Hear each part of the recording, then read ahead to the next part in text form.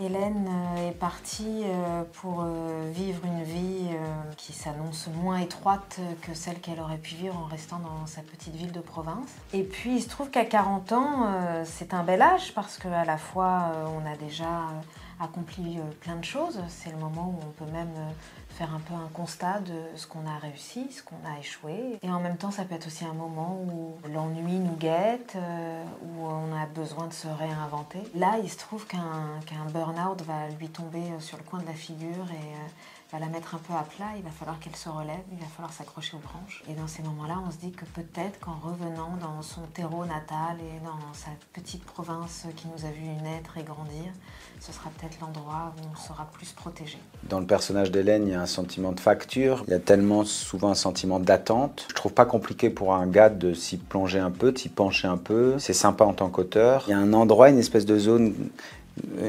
grise, de zone floue. Cette espèce de bateau qui tangue comme ça sentimentalement dans son émotion, dans le temps où elle est, quoi. C'était vachement intéressant comme portrait féminin.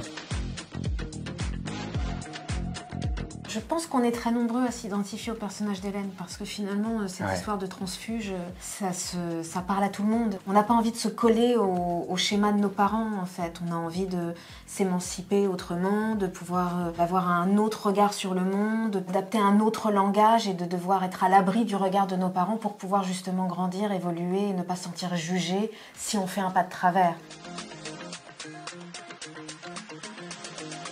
Bah oui, nécessairement, puisqu'on remue des scènes en les écrivant. La scène qu'elle a avec sa maman, sur la honte, les scènes avec le papa, avec Jacques Gamblin. Moi, c'était très très lié à ce que j'avais tout fraîchement traversé avec mon père, qui est décédé très peu de temps à cet endroit.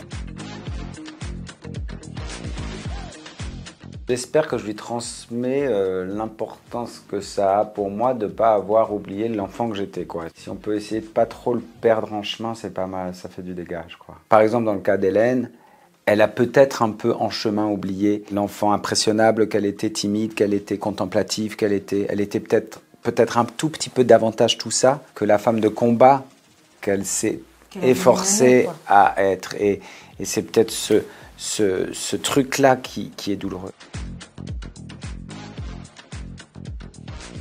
On est tous dépassés par notre quotidien. Ouais, je crois qu'il y a ça déjà. Enfin que ça n'existe pas ceux qui ne sont pas dépassés, même ceux qui disent qu'ils ne sont pas dépassés. En tout cas au début, je trouve.